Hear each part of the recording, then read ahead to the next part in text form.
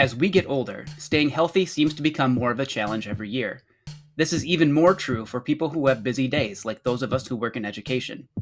Making sure we get enough sleep when we're staying up late grading, trying to eat healthy when we're running out the door early in the morning, and trying to stay on top of whatever underlying health conditions we might have is almost too much for one person to do on their own. This is where we can leverage the power of AI. Take Care is a powerful all-in-one health tracker, but its real magic happens behind the scenes. By simply logging your daily life, what you eat, how you sleep, your activity, and your symptom levels, Take Care's intelligent AI begins to connect the dots for you. In as little as a week, Take Care can start to uncover patterns you'd never see on your own. You can become your own health detective. With Take Care, you can discover hidden triggers in your life. Like, could that midday fatigue be linked to the sugar in your morning coffee? You can use its smart meal analysis so you're not just counting calories. You can start to understand your food. And detailed nutritional breakdowns will actually suggest healthier alternatives that fit your taste. Bring easy-to-read Take Care data with you to your doctor's appointments to optimize your visits. You can even sync your smartwatch to track everything in one place. Plus, if you have any specific health questions, Carrie, your Take Care personal health assistant, will provide you with safe, contextual, and personalized guidance. Download the Take Care AI app on the Apple Store or get it on Google Play. And now, on with the show.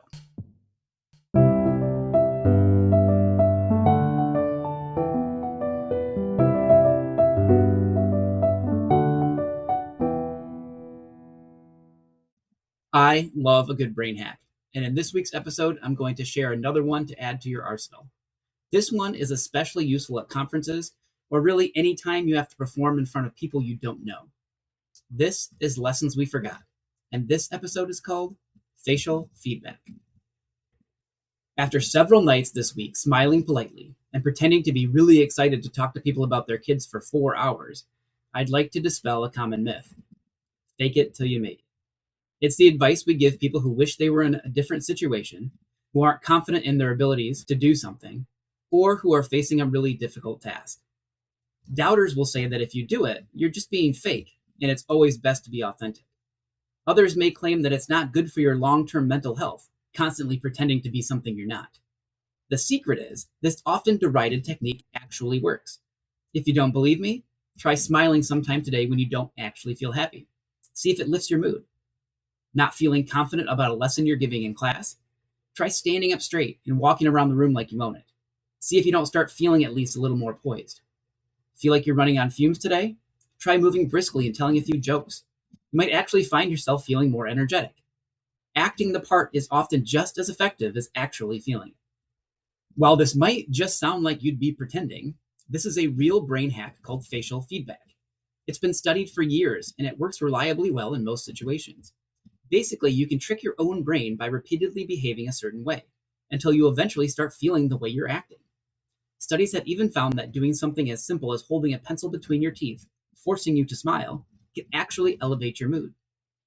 Doing a quick Mona Lisa smile, that's the one where you just turn up the corner of your mouth where you can't really even tell if you're actually smiling when you look at yourself in the mirror, can project a much more pleasant demeanor to the people around you.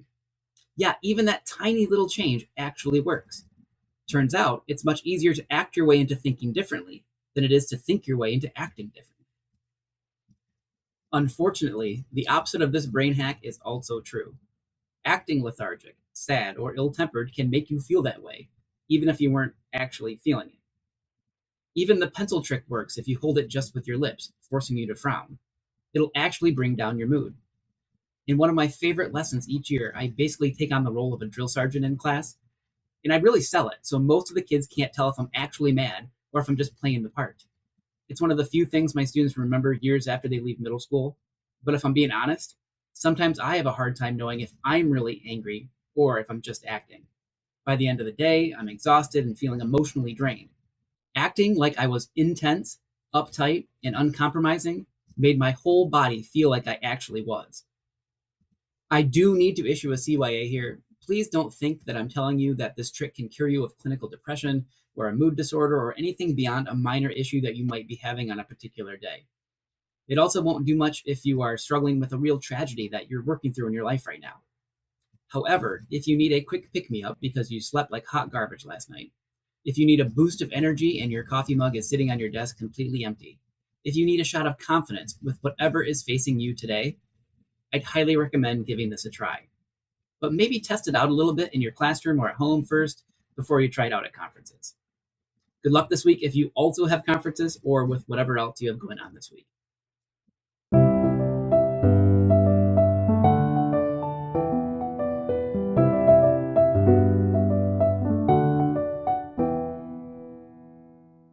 Thank you for listening to this week's episode of Lessons We Forgot. I'm the host, Chris Winkle. You can contact me at lessonsweforgot@gmail.com, and you can follow the show or message Lessons We Forgot on Facebook. Either way, I'd love to hear from you and welcome you to our community. If you really enjoyed this episode, please consider sharing it with a friend.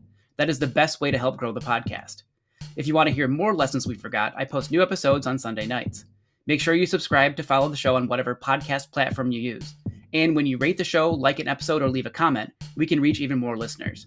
If you hate ads just like me, I do have a Patreon site, patreon.com/lessonsweforgot, and for only $1 a month, you can get the show without ads. You can try that out right now for free to see if it's something you'd be interested in. Thanks again for your support.